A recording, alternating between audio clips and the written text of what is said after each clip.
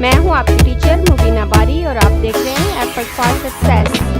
मज़ीद वीडियोस और अपडेट के लिए आप हमारी वेबसाइट विजिट कर सकते हैं। उसके अलावा आप हमें हमारे फेसबुक पेज पर भी फॉलो कर सकते हैं। पिछली क्लास में हम टैक्स प्रॉपर्टी पे बात कर रहे थे और आज की क्लास में भी हम टैक्स प्रॉपर्टी पे ही बात करेंगे। पिछली क्लास में हमने आर्टिस्टिक टैक्स से रिलेटेड तमाम ऑप्शन कवर किए थे और आज की क्लास में पैराग्राफ टैक्स से रिलेटेड तमाम ऑप्शन कवर करेंगे। उसके अलावा फ्रेम से रिलेटेड ऑप्शन है और उसके अलावा अगर मैं इस एरो पे क्लिक करूं तो इसमें टैब, बुलेट, ड्रॉप कैप और हाइफनेशन के ऑप्शन है। और ये क्लास मैं वहीं से स्टार्ट करूंगी जहां से हमारी पिछली क्लास स्टॉप हुई थी। अब नेक्स्ट ऑप्शन हमारे पास पैराग्राफ से रिलेटेड है। इस टेक्स्ट को डिलीट कर देती हूँ, पैराग्राफ की तरफ आती हूँ। अब यहाँ पे मेरे पास सबसे पहले जो ऑप्शन है वो पैराग्राफ की अलाइनमेंट का है। तो यहाँ से मैं अपने पैराग्राफ को लेफ्ट, राइट या सेंटर अलाइन कर सकती हूँ या जस्टिफाई कर सकती हूँ। तो वो तमाम ऑप्शन हम टेक्स्ट टूल में भी देख चुके हैं। फिर भी अगर मैं इसे सेंटर अलाइन करना चाहती हूँ तो मैं इस ऑप्शन पे क्लिक करूंगी तो आप देखें ये सेंटर अलाइन हो गया।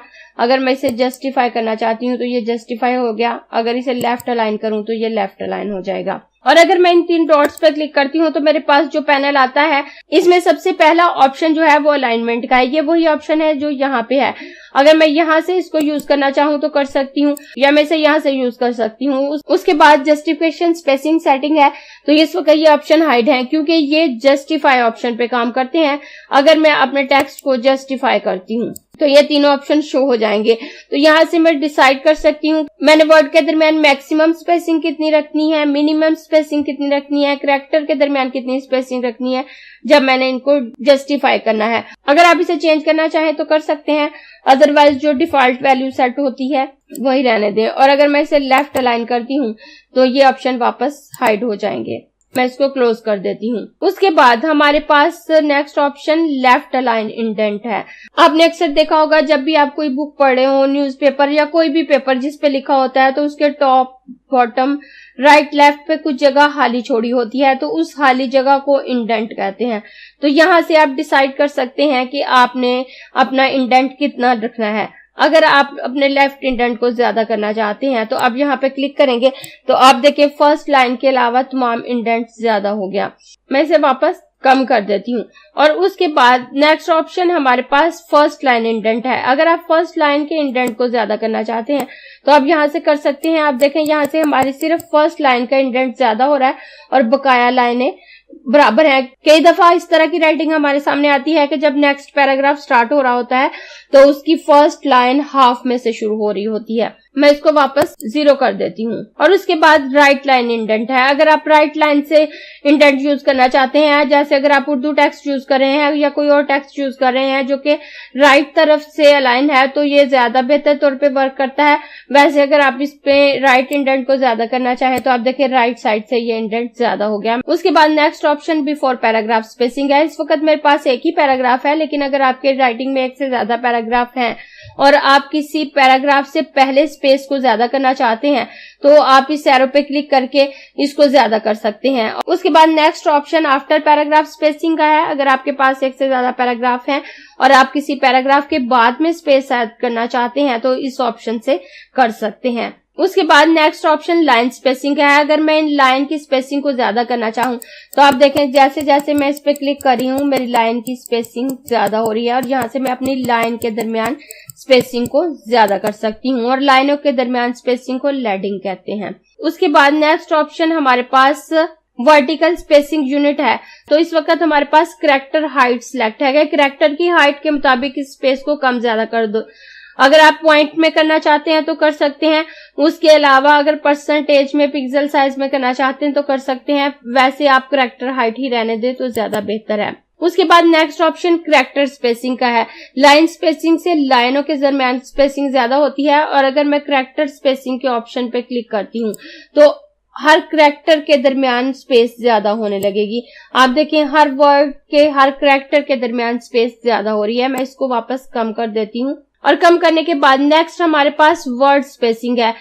करैक्टर स्पेसिंग से आपके हर अल्फाबेट के दरमियान स्पेस ज्यादा होगी, और अगर आप वर्ड स्पेसिंग को ज्यादा करते हैं तो आपके हर वर्ड के दरमियान स्पेसिंग ज्यादा होगी। अगर मैं इस पे क्लिक करूं तो हर वर्ड के दरमियान स्पेस ज्यादा हो रही है, करैक्टर के दरमियान स्पेस उतनी ही रहेगी। उसके बाद नेक्स्ट ऑप्शन लैंग्वेज स्पेसिंग का है। अगर आपने एक से ज्यादा लैंग्वेजेस चूज की हुई हैं अपने टेक्स्ट में तो इससे हर लैंग्वेज के दरमियान स्पेस ज्यादा हो जाएगी। अगर आपने इंग्लिश टेक्स्ट लिखा है, उसके साथ उर्दू ऐड की है या हिंदी ऐड की है, अरबी ऐड की है, कोई भी दूसरी लैंग्वेज यूज की है, तो एक से दूसरी लैंग्वेज के दरमियान स्पेस को ज्यादा करने के लिए आप इस ऑप्शन को यूज कर सकते हैं। इनका यूज भी बिल्कुल बाकी ऑप्शन की तरह ही है, लेकिन इस वक्त मेरे पास सिर्फ एक लैंग्वेज ही मौजूद है। उसके बाद नेक्स्ट ये एरो नजर आ रहा है। अगर मैं इस एरो पे क्लिक करूं तो मेरे पास 4 ऑप्शन आते हैं, टैब, बुलेट, ड्रॉप कैप और हाइफनेशन। ये ऑप्शन हमारे पास टेक्स्ट प्रॉपर्टी में भी मौजूद है। उसके अलावा अगर मैं टेक्स्ट मेन्यू पे आऊं तो टेक्स्ट प्रॉपर्टी के बाद हमारे पास टैब का ऑप्शन है, उसके बाद कॉलम, बुलेट्स, ड्रॉप कैप, और उसके बाद यहाँ नीचे आऊं तो यहाँ पे हाइफनेशन का ऑप्शन है। इसमें से हम बुलेट, ड्रॉप कैप और हाइफनेशन के ऑप्शन को आज ही क्लास में देखेंगे, जबकि टैब के ऑप्शन को हम नेक्स्ट क्लास में देखेंगे।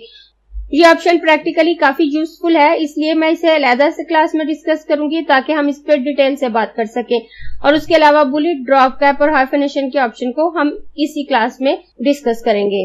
अगर मैं बुलेट ऑप्शन पे क्लिक करती हूँ तो आप देखें ये एक बुलेट मेरे पास आ जाएगा।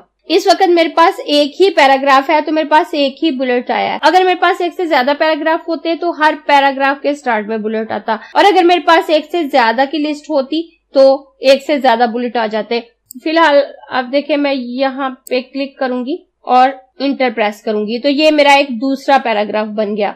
और मैं इस फ्रेम को बड़ा कर लेती हूँ और उसके बाद अगर मैं यहाँ पे रख कर इंटर प्रेस करूंगी तो ये एक तीसरा पैराग्राफ बन गया, और इस तरह से ये 3 पैराग्राफ बन गए। अगर आप अपने माउस का कर्सर रखकर एक साथ लिखते जाते हैं तो वो आपका एक ही पैराग्राफ काउंट होता है, चाहे वो जितना भी बड़ा हो। लेकिन जहां से आप इंटर प्रेस करते हैं वो आपका नेक्स्ट पैराग्राफ काउंट हो जाता है, चाहे वो आप एक वर्ड के बाद ही क्यों ना करें। और अक्सर जब हमने कोई लिस्ट बनानी होती है तो हम एक एक वर्ड के बाद ही इंटर प्रेस करते हैं। तो इस वक्त ये मेरे 3 पैराग्राफ आ गए, और ये 2 ऑप्शन मेरे पास एक पैराग्राफ होने की वजह से मैंने आपको करके नहीं बताए थे। अब मैं करके भी बता देती हूँ कि अगर मैंने पैराग्राफ से पहले स्पेस ऐड करनी है, मैं अपने इस पैराग्राफ को सिलेक्ट करूंगी और इससे पहले अगर स्पेस ऐड करनी है तो मैं यहाँ से स्पेस को ज्यादा करूंगी तो आप देखें ये स्पेस ज्यादा हो गई। मैं इसको वापस 100% पे कर देती हूँ। और इसी तरह से आपने अगर इसके बाद स्पेस ऐड करनी है तो आप नीचे वाले ऑप्शन से कर सकते हैं। फिलहाल हम बुलेट्स पे बात कर रहे हैं। जैसे ही मैंने यहाँ पे क्लिक किया तो ये बुलेट मेरे पास आ गए, बिल्कुल वैसे ही जैसे इस ऑप्शन पे क्लिक करने से बुलेट्स आ गए थे। अब बुलेट्स पे मजीद हमने वर्क करना है तो मैं अपने इन 3 डॉट्स पे क्लिक करूंगी तो मेरे पास इस तरह का पैनल आ जाएगा। अब यहाँ पे जो फॉन्ट हमने सिलेक्ट किया होता है उसके मुताबिक डिफरेंट बुलेट हमारे पास आ रहे होते हैं। अगर मैं इस पे क्लिक करती हूँ तो आप देखें इस वक्त मेरे पास विंडिंग ऑप्शन सिलेक्ट है तो उससे रिलेटेड बुलेट यहाँ पे आ रहे हैं। अगर मैं इस पे क्लिक करूँ तो ये बुलेट्स की एक लंबी लिस्ट है मेरे पास, तो यहाँ से मैं डिसाइड कर सकती हूँ कि मैंने कौन सा बुलेट अप्लाई करना है। इसमें से मैं कोई भी बुलेट अप्लाई कर सकती हूँ जो मुझे अच्छा लगे। अगर मैं इस स्टार्ट पे क्लिक करूं तो मेरे पास ये बुलेट अप्लाई हो जाएगा। इस वक्त ये फर्स्ट पैराग्राफ पे अप्लाई हुआ है, क्योंकि मेरा कंप्लीट टेक्स्ट सिलेक्ट नहीं था। अगर मुझे इस ऑप्शन को ठीक से यूज करना है तो मैं यहाँ से टेक्स्ट टूल सिलेक्ट करूंगी और उसके बाद अपने माउस के कर्सर की मदद से अपने तमाम टेक्स्ट को सिलेक्ट करूंगी। सिलेक्ट करने के बाद मैं इस बुलेट ऑप्शन पे आऊंगी। बुलेट ऑप्शन पे आने के बाद अब यहाँ से मैं जिस भी स्टाइल को सिलेक्ट करूंगी तो आप देखें यहाँ 3 पैराग्राफ पे अप्लाई हुआ है, और यहाँ से ओके करूंगी तो ये मेरा अप्लाई हो जाएगा। अब अगर मैं यहाँ से कोई और फॉन्ट सिलेक्ट करती हूँ तो उसी के मुताबिक मेरी लिस्ट चेंज हो जाएगी। अगर मैं यहाँ से ये फॉन्ट सिलेक्ट करती हूँ तो उसी के मुताबिक यहाँ पे मेरी लिस्ट चेंज हो जाएगी। आप देख सकते हैं। अब यहाँ से कैटेगरी डिसाइड कर सकते हैं कि आपको किस कैटेगरी का बुलेट चाहिए, और यहाँ से आप इसे स्क्रॉल डाउन कर सकते हैं। जो फॉन्ट आपके पास होगा उसी के मुताबिक बुलेट अप्लाई होगा। इससे पहले मेरे पास एरियल सिलेक्ट था और उसी के मुताबिक विंडिंग नाम का बुलेट्स मेरे पास अप्लाई हो रहा था। उसके बाद अगर आप उसे चेंज करेंगे तो उसी के मुताबिक आपके पास तमाम बुलेट्स आएंगे। और अगर मुझे स्क्रॉल डाउन करके कोई फॉन्ट ना मिल रहा हो और मुझे उसका नाम पता हो तो मैं यहाँ लिखकर भी उसे ढूंढ सकती हूँ। मैं अपने माउस का कर्सर यहाँ रखूंगी और जो ऑलरेडी फॉन्ट लिखा हुआ है बैक स्पेस से उसको खत्म करके नया नाम लिखूंगी। मैं वापस विंडिंग लिख लेती हूँ और जैसे ही मैं विंडिंग सिलेक्ट करूंगी मेरे पास वही लिस्ट वापस आ जाएगी और यहाँ से मैं दोबारा से डिसाइड कर सकती हूँ कि मुझे किस किस्म के बुलेट्स चाहिए। अगर मैं ये फ्लावर यहाँ पे लगाना चाहूँ तो ये फ्लावर लग जाएंगे। उसके बाद बुलेट का साइज है, अगर मैं इसके साइज को बड़ा करना चाहती हूँ तो मैं यहाँ पे क्लिक करूंगी तो आप देखें मुझे बुलेट का साइज बड़ा हो रहा है और मुझे यहाँ पे नजर आ रहा है। उसके बाद बेस लाइन शिफ्ट है, तो यहाँ पे अगर मैं इसको ज्यादा करती हूँ तो ये लाइन के साथ ऊपर की तरफ शिफ्ट हो रहे हैं और हाफ कटे हुए नजर आ रहे हैं। और अगर मैं इसको कम करती हूँ तो ये वापस पूरे नजर आएंगे। उसके बाद नीचे जो ऑप्शन है वो है use hanging indent style for bullet list, कि अगर आप बुलेट लिस्ट के लिए हैंगिंग स्टाइल सिलेक्ट करना चाहते हैं तो इसको चेक लगाएं। इस वक्त ये हैंगिंग स्टाइल सिलेक्ट है तो इसके आसपास कोई टेक्स्ट नहीं है, जस्ट ये बुलेट है और नेक्स्ट बुलेट तक ये लाइन खाली है। और अगर आप नहीं चाहते कि ये लाइन खाली हो, जस्ट बुलेट आए और उसके बाद नेक्स्ट पैराग्राफ की लाइन आए, तो आप इस चेक को हटा दें। तो आप देखें जहां से आपका पैराग्राफ स्टार्ट हो रहा है वहां पे बुलेट नजर आ रहे हैं और उसके बाद नेक्स्ट लाइन पे टेक्स्ट आ रहा है। अब दोबारा इसको चेक लगाएंगे तो ये हैंगिंग स्टाइल में आ जाएगा। उसके बाद स्पेसिंग ऑप्शन है। स्पेसिंग में हमारे पास दो ऑप्शन है, टेक्स्ट फ्रेम टू बुलेट, कि टेक्स्ट का ये जो फ्रेम है इसका और बुलेट का कितना फासला हो। अगर हम इस स्पेस को ज्यादा करते हैं तो टेक्स्ट और बुलेट के दरमियान फासला ज्यादा नहीं होगा, बल्कि इस फ्रेम और बुलेट्स के दरमियान फासला ज्यादा होगा अगर मैं इसको ज्यादा करती हूँ। तो आप देखें इस फ्रेम और बुलेट्स का फासला ज्यादा हो गया और नीचे बुलेट्स और टेक्स्ट का फासला है। अगर मैं इसको ज्यादा करती हूँ तो बुलेट और टेक्स्ट का फासला ज्यादा हो जाएगा। और जैसे जैसे आप देखिए हम काम कर रहे हैं तो हमें प्रीव्यू नजर आ रहा है। अगर आप इस चेक को लगाएंगे तो हमें प्रीव्यू नजर आएगा, अगर आप इस चेक को हटा देते हैं तो प्रीव्यू नजर नहीं आएगा। उसके बाद अगर आप इनको अप्लाई करना चाहते हैं तो ओके कर दें, अदरवाइज कैंसिल कर देंगे तो ये अप्लाई नहीं होंगे। फिलहाल मैं कैंसिल कर देती हूँ। उसके बाद मैं इसको सिलेक्ट करती हूँ तो नेक्स्ट ऑप्शन हमारे पास ड्रॉप कैप का है। अगर मैं इस पे क्लिक करती हूँ तो ये ड्रॉप कैप अप्लाई हो जाएगा। उसके बाद अगर इन लाइन पे क्लिक करती हूँ तो मेरे पास ये पैनल आ जाएगा और यहाँ से मैं ड्रॉप कैप की सेटिंग कर सकती हूँ। तो इसमें पहले जो ऑप्शन है वो है नंबर ऑफ लाइन ड्रॉप्ड, कि कितनी लाइन आप ड्रॉप करना चाहते हैं उनकी तादाद बताएं।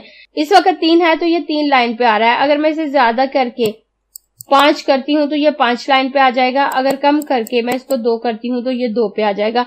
2 से कम आप नहीं कर सकते और मैं वापस 3 कर देती हूँ।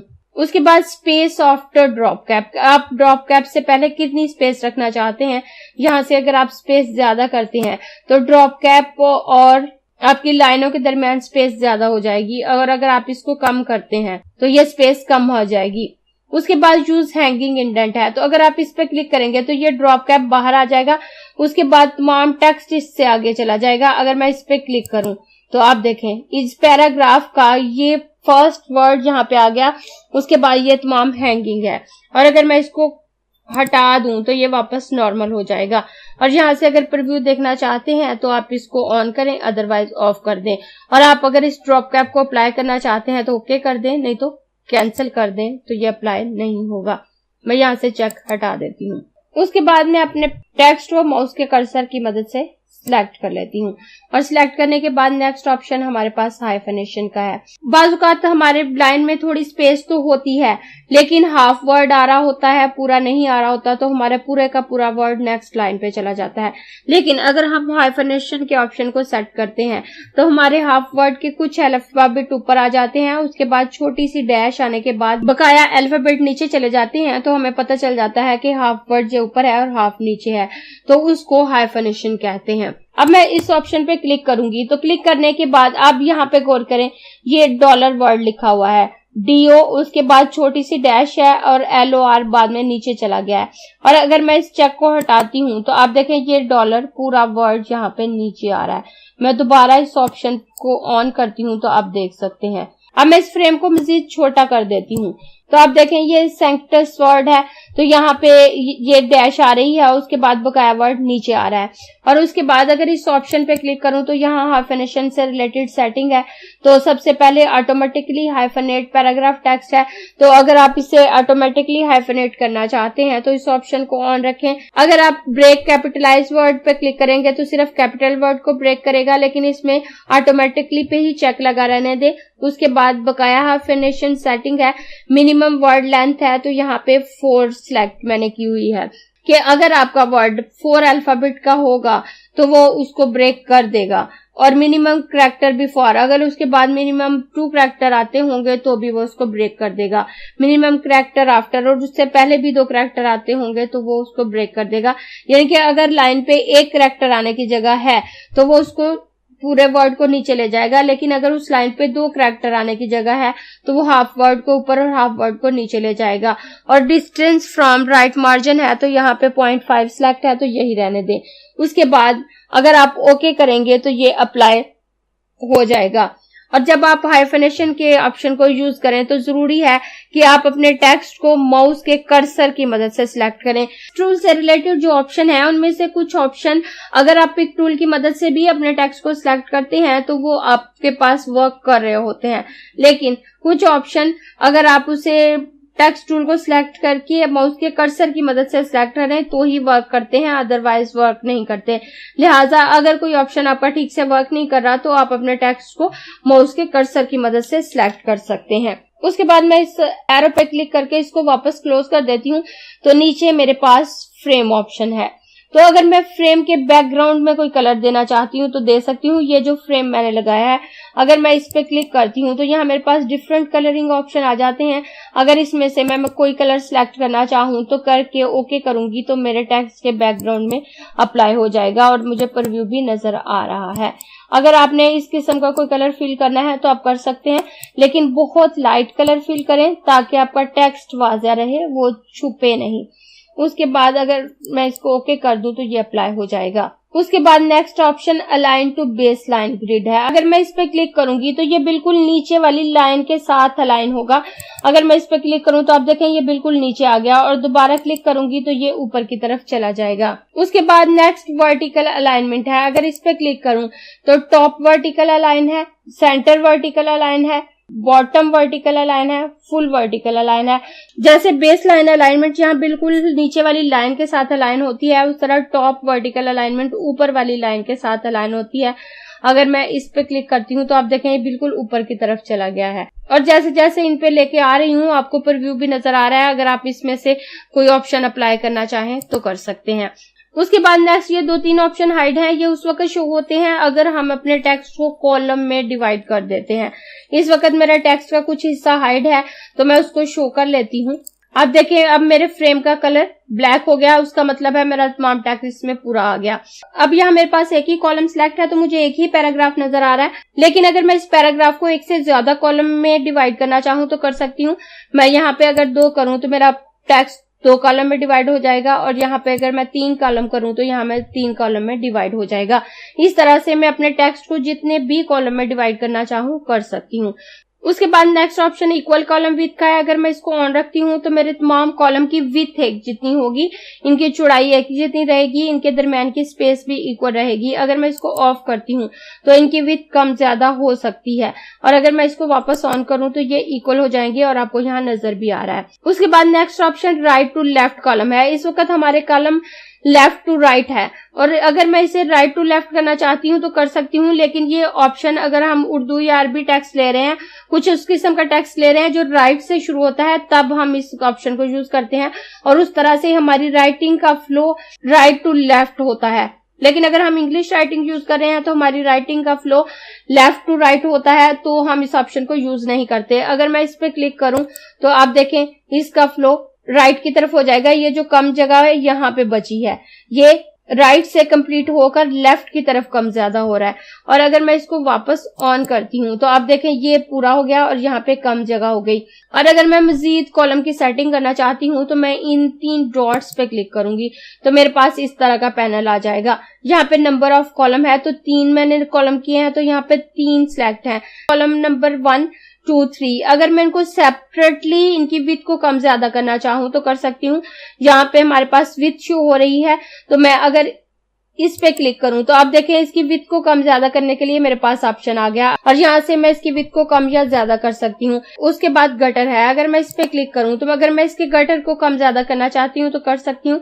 इस वक्त मेरे पास 0.5 का गटर सिलेक्ट है। अगर हमने अपने टेक्स्ट को एक पैराग्राफ फॉर्म में लिखा है या 2-3 कॉलम में डिवाइड किया है तो उसकी चारों तरफ हमने स्पेस छोड़ी होती है, उस स्पेस को इंडेंट कहते हैं। लेकिन किसी एक साइड पे जब हम कोई बुक बना रहे होते हैं या 2-3 पेज होते हैं तो उनको हमने बाइंड करना होता है। उस बाइंडिंग के लिए जो एक्स्ट्रा स्पेस मजीद छोड़ी जाती है उसको गटर कहते हैं। तो यहाँ से हम डिसाइड कर सकते हैं कि हमने उस गटर को कितना रखना है। अगर मैं उसको ज्यादा करती हूँ तो आप देखें इनके दरमियान की स्पेसिंग ज्यादा हो जाएगी। इंडेंट ये बाहर की तरफ चारों तरफ की छोड़ी हुई स्पेसिंग होती है जो टॉप बॉटम लेफ्ट राइट है। लेकिन अगर हमने कॉलम के दरमियान की स्पेसिंग को ज्यादा करना है या किसी एक तरफ की स्पेसिंग को ज्यादा करना है तो वो गटर है। अगर मैं इसको कम करती हूँ तो ये स्पेस वापस कम हो जाएगी। उसके बाद इक्वल कॉलम विड्थ का ऑप्शन है, अगर इस पे चेक लगा होगा तो हमारे कॉलम की विड्थ इक्वल रहेगी, नहीं तो डिफरेंट हो जाएगी। उसके बाद right to left column flow है, तो इस वक्त ये right to left column flow मुझे शो हो रहा है। अगर मैं इस पे से चेक हटा देती हूँ तो ये left to right column flow मुझे शो होगा। तो उसके बाद मेंटेन करंट फ्रेम विड्थ है, तो जो हमारे करंट फ्रेम की विड्थ है उसी को मेंटेन किया जाए या ऑटोमेटिकली एडजस्ट फ्रेम विड्थ या फ्रेम की विड्थ को ऑटोमेटिकली एडजस्ट किया जाए। तो यहाँ से अगर आप करंट फ्रेम की विड्थ को ही सेट रखना चाहते हैं तो आपकी उसी विड्थ को सेट रखा जाएगा, और अगर ऑटोमेटिकली एडजस्ट फ्रेम विड्थ करना चाहते हैं तो आप यहाँ से डिसाइड कर सकते हैं। आप जिस ऑप्शन को भी डिसाइड करने के बाद ओके करेंगे तो वो अप्लाई हो जाएगा, अगर आप कैंसिल करेंगे तो वो अप्लाई नहीं होगा। और अगर मैं वापस इस कॉलम को 1 कर देती हूँ तो मेरा टेक्स्ट वापस पैराग्राफ में कन्वर्ट हो जाएगा। इसके साथ ही टेक्स्ट प्रॉपर्टीज का ऑप्शन कंप्लीट हो जाता है, और टेक्स्ट प्रॉपर्टीज का ऑप्शन हमारे लिए इम्पोर्टेंट भी है। टेक्स्ट से रिलेटेड तमाम ऑप्शन इम्पोर्टेंट है। और आज की इस क्लास के साथ ही हमारा टेक्स्ट मेन्यू भी शुरू हो गया, और आगे नेक्स्ट क्लास में भी टेक्स्ट मेन्यू को ही कंप्लीट करूंगी। तो टेक्स्ट से रिलेटेड तमाम क्लासेस को देखिएगा ताकि आपको अच्छे से समझ आ जाए कि आपने टेक्स्ट को कैसे हैंडल करना है, क्योंकि टेक्स्ट किसी भी ग्राफिक वर्क का लाजमी हिस्सा है। आप कुछ भी बनाएं, डिजाइनिंग के साथ साथ आपको उसमें टेक्स्ट लिखना ही होता है। अगर आपको ये क्लास पसंद आई है तो लाइक कीजिए, अपने दोस्तों के साथ शेयर भी कीजिए ताकि वो भी सीख सके। आप अपने क्वेश्चंस और व्यूज नीचे कमेंट बॉक्स में लिख सकते हैं, और अगर आपने चैनल सब्सक्राइब नहीं किया तो प्लीज सब्सक्राइब कीजिए ताकि आपको आने वाली वीडियोस का नोटिफिकेशन फौरन से मिल सके।